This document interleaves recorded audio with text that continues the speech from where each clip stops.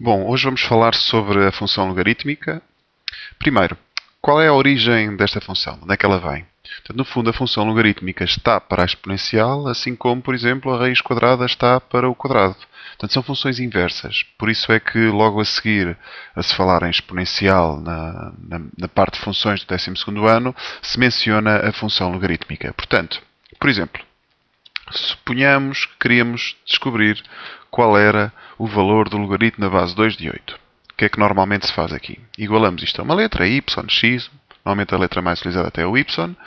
Quando passamos para o outro lado, o logaritmo ele fica na sua função inversa, tal como, por exemplo, quando temos isto, o quadrado passa para o outro lado e fica raiz, justamente porque são funções inversas. Portanto, o que acontece? Neste caso, ficará 2 elevado a y. O que é que fazemos a seguir? Passamos o 8, isto já foi feito nas equações exponenciais, passamos o 8 para a base 2 e descobrimos que o y vale 3. E isto também dá para fazer inversamente. Se nós tivermos, por exemplo, 2 elevado a x igual a 7, uma vez que é impossível passar o 7 para a base 2, quer dizer, não há expoente, as potências inteiras de 2 são 2 levantado a 1 que é 2, 2 ao quadrado que é 4 e por aí fora, o que se pode fazer aqui é passar para o outro lado e ficamos com logaritmo na base 2 de 7. Portanto, da mesma maneira que passamos logaritmo para um lado e fica exponencial, também podemos passar a exponencial para o outro lado e fica logaritmo. Portanto, esta fórmula que está aqui convém saber-se utilizar nos dois sentidos. Já agora, este logaritmo da base 2 de 7 é um valor e nós podemos perfeitamente utilizar a calculadora e calcular este valor.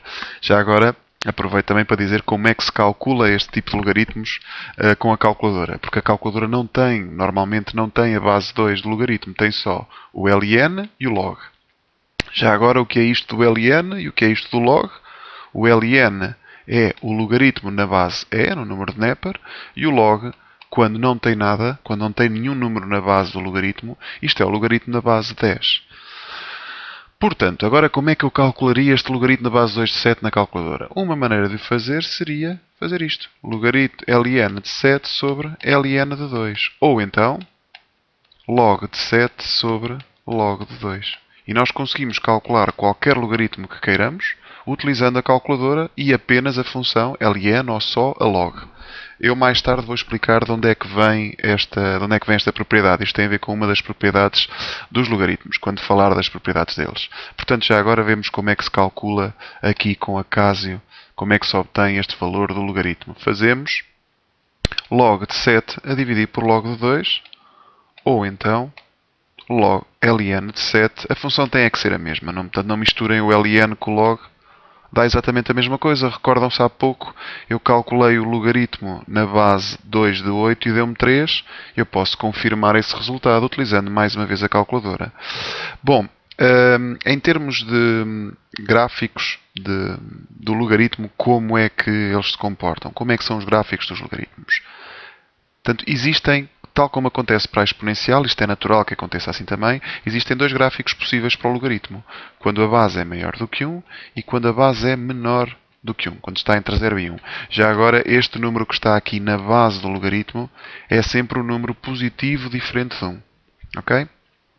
Então, de onde é que vem o gráfico da função logarítmica? Eu vou colocar aqui a bissetriz dos quadrantes ímpares e vou colocar também mais ou menos o gráfico da função exponencial. Uma das coisas que foi lecionado no 11º ano é que para construir o gráfico da inversa de uma função, coloca-se a bissetriz dos quadrantes ímpares, a reta y igual a x, e fazemos uma simetria relativamente a essa reta. Por isso, o gráfico do logaritmo, quando a base é maior do que 1, vem do gráfico da exponencial, quando a base é maior do que 1 também. E, claro está, o mesmo acontece quando a base está entre 0 e 1. Já agora a função exponencial tem mais ou menos este aspecto. Eu não tenho grande jeito para desenhar, mas acho que se percebe. Eu já mostro os gráficos lá em cima. Portanto, este é o gráfico da exponencial com a base menor do que 1, entre 0 e 1. E este é o gráfico do logaritmo. Este ramo aqui fizemos simetria a partir deste. E este ramo de baixo fazemos uma simetria a partir do de cima. Está bem? Até se quiserem confirmar, eu vou, por exemplo, meter na calculadora o gráfico da função 2 levantado a x. vou também colocar a bissetriz dos quadrantes ímpares e vou colocar o logaritmo na base 2 de x. Como é que isto se faz? Como nós aprendemos há pouco. Logaritmo de x a dividir por logaritmo de 2. Também dava com ln. Vou só mudar aqui algumas coisas. Vou meter este apicotado e este mais acarregado. E olhem como é que ficam os gráficos. Estão a ver? Esta mais fina é a função exponencial. Está aqui a bissetriz apicotada, a calculadora. Acho que consegue-se ainda ter uma melhor visualização da simetria que é feita do gráfico da exponencial. Ok? Isto só por uma questão de gráficos. Claro que depois isto vai afetar também o que vai acontecer em termos de equações e de inequações. Bom, vamos às características da função logaritmo e da função e vamos compará-las com a função exponencial. Uma primeira característica diz respeito ao domínio e ao contradomínio. Se recordam, a exponencial tinha domínio R e tinha contradomínio R+. O que é que acontece com a função logaritmo? Os papéis invertem-se. Mais uma das coisas também foi aprendida no ano passado, no 11º. O domínio da função é o contradomínio da sua inversa e o domínio da inversa é o contradomínio da função inicial. Portanto, lá está, confirma-se essa propriedade aqui. Em termos de monotonia, nós já vimos que quando a base é maior do que 1, a função cresce.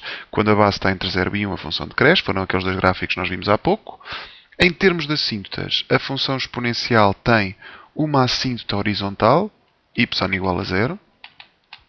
Quando a base é maior do que 1, essa assíntota aparece do lado esquerdo. Quando a base está entre 0 e 1, a assíntota aparece do seu lado direito.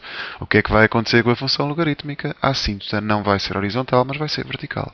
Eu já vou ao gráfico e já vou traçar essa assíntota. A assíntota é x igual a 0 e, se repararem, quando nos aproximamos de 0, quer numa função, quer na outra, quando a base está entre 0 e 1 e nos estamos a aproximar de 0, ela dispara para valores muito negativos. Quando a base está entre 0 e 1 e nos aproximamos de 0, ela dispara para valores muito elevados positivos. Ok? Continuando. Agora vamos a coisas mais interessantes, nomeadamente as propriedades dos logaritmos. Como é que funcionam estas propriedades e como é que a gente as pode relacionar com a exponencial? Eu normalmente faço sempre a ponte entre a exponencial e a logarítmica porque o comportamento é muito parecido. Se repararem, por exemplo, aqui a exponencial nesta propriedade, quando multiplicamos duas exponenciais de base igual, passamos a ter uma só exponencial e elas somam. O que é que vai acontecer com o logaritmo? O contrário. Quando somamos dois logaritmos, passamos a ter um logaritmo só e a multiplicar dentro do logaritmo. Portanto, lá está. Mais uma vez, as propriedades invertem-se. Reparem como é que funciona o quociente e a subtração. Se tivermos uma diferença de logaritmos, passamos ao quociente dentro de um logaritmo só. O que é que vai acontecer aqui em cima na exponencial? O inverso. Se estivermos a dividir exponenciais, elas passam a subtrair com um logaritmo só. Com uma exponencial só, desculpem. A última propriedade para a qual se consegue fazer a passagem de exponencial para logaritmo tem a ver com a potência. Recordem que quando nós temos uma potência na exponencial, o número passa para dentro a multiplicar. Portanto, dupla potência, não é? Multiplicamos expoentes. O que é que acontece com o logaritmo? Se tivermos uma potência dentro do logaritmo, ele passa para fora a multiplicar. Portanto, mais uma vez, o comportamento é o inverso. A única propriedade que não tem assim uma ponte direta com a exponencial é a propriedade de mudança de base.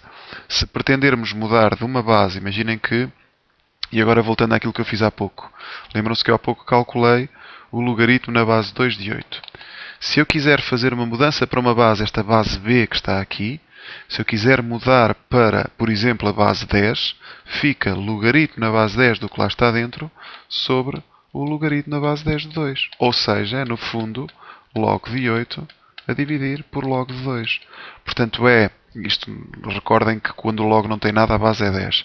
Portanto, isto no fundo é a propriedade de mudança de base é que nos vai permitir calcular com a calculadora, com o recurso à calculadora, o logaritmo de qualquer valor.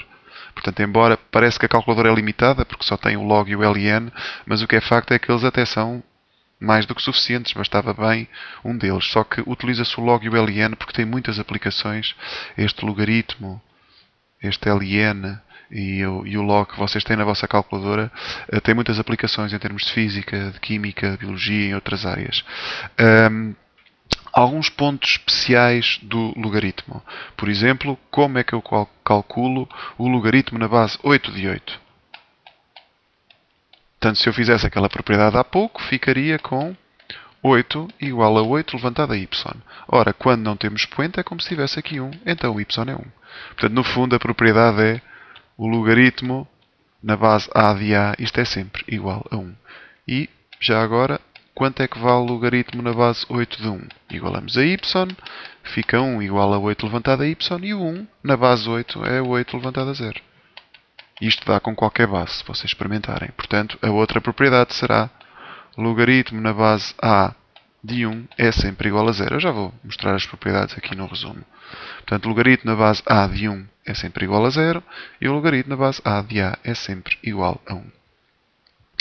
Antes de passarmos para as equações e as inequações, eu vou referir alguns limites especiais dos logaritmos.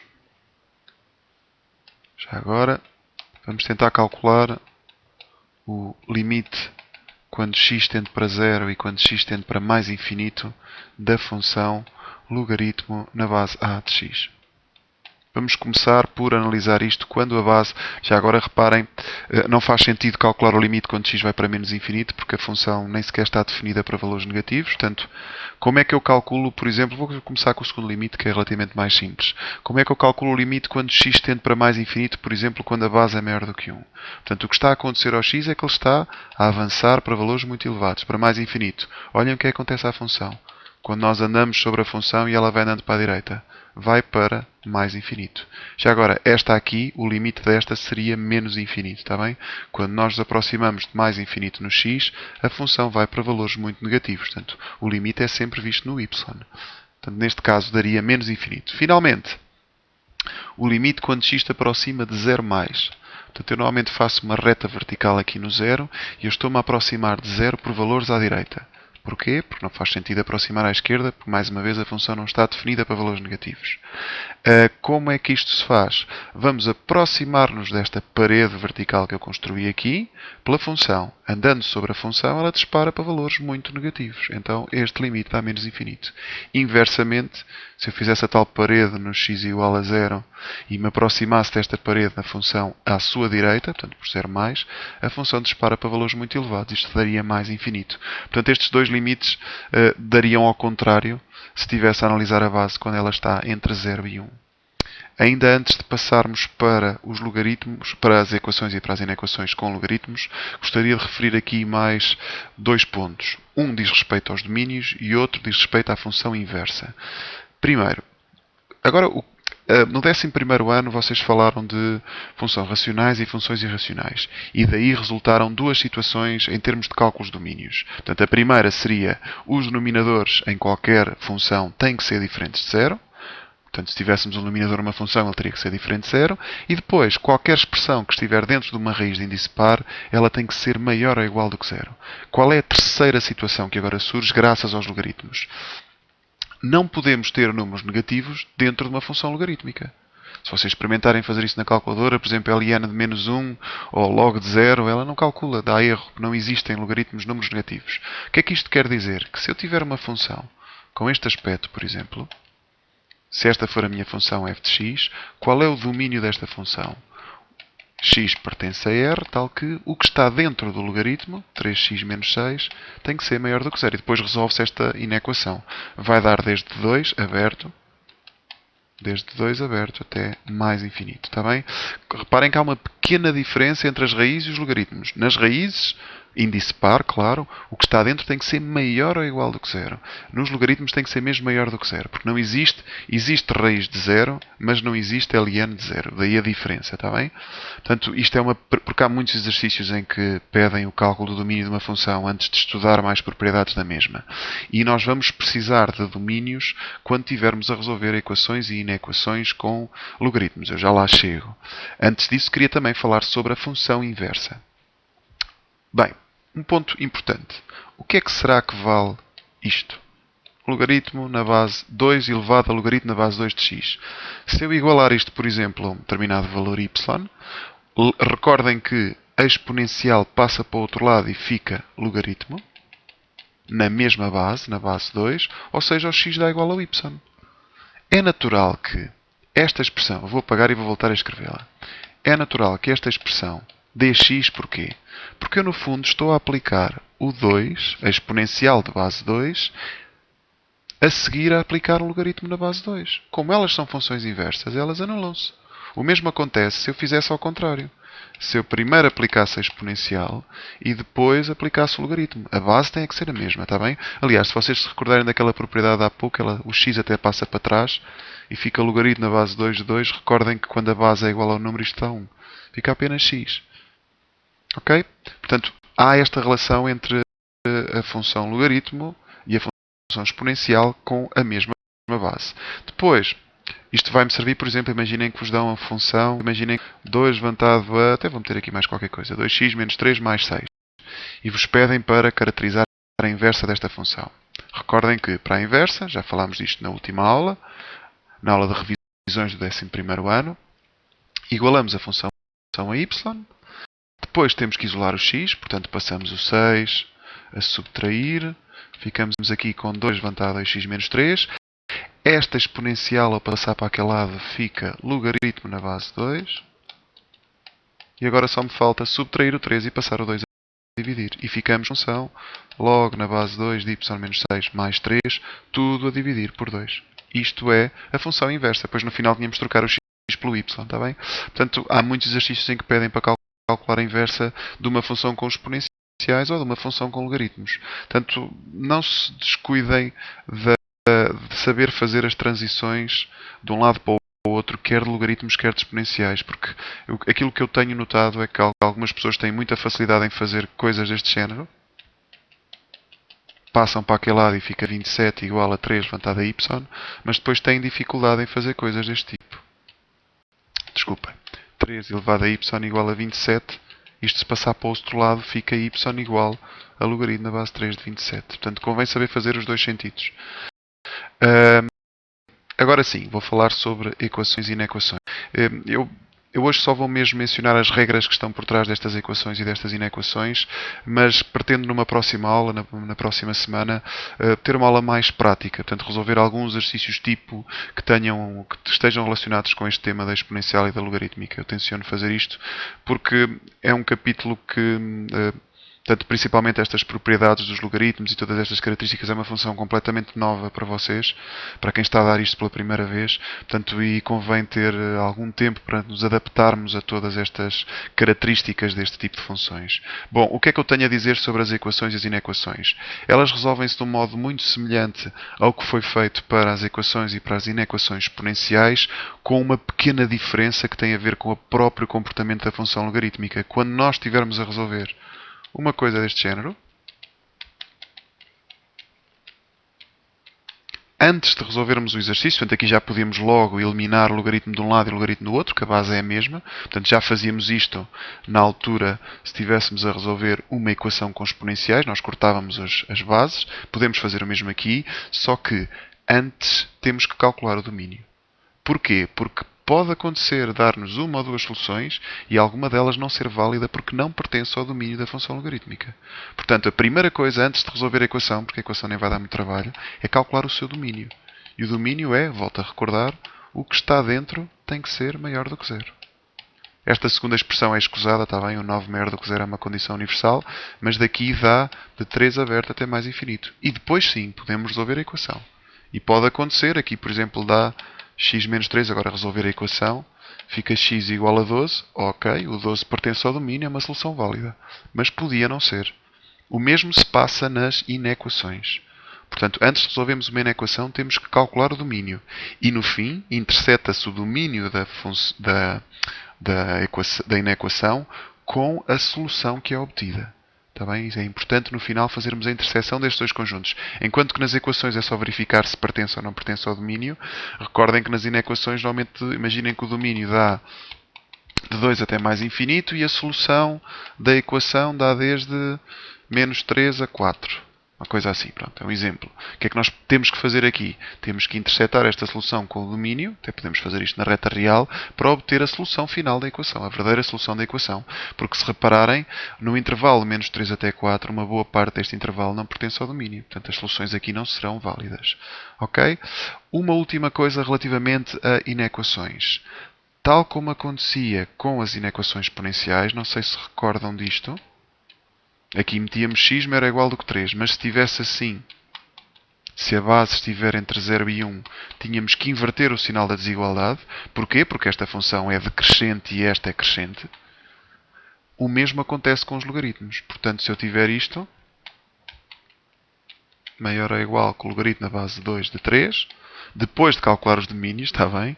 Não quer demais dizer isto. Podemos perfeitamente manter a desigualdade. Se a base estiver entre 0 e 1, a base do logaritmo, o que é que vai acontecer ao sinal da desigualdade? Temos que o inverter. E ficará x menor ou igual do que 3. Claro, depois de calcularmos os domínios. Pronto, mas como vos havia dito, para não tornar a aula demasiado longa e pesada, portanto, a minha intenção hoje era dar os conceitos teóricos que estão por trás desta nova função, da função logaritmo, mas numa próxima aula, está prometido, eu vou resolver exercícios sobre isto para ajudar um bocadinho a ambientarem-se com este novo conceito. Ok? Até breve.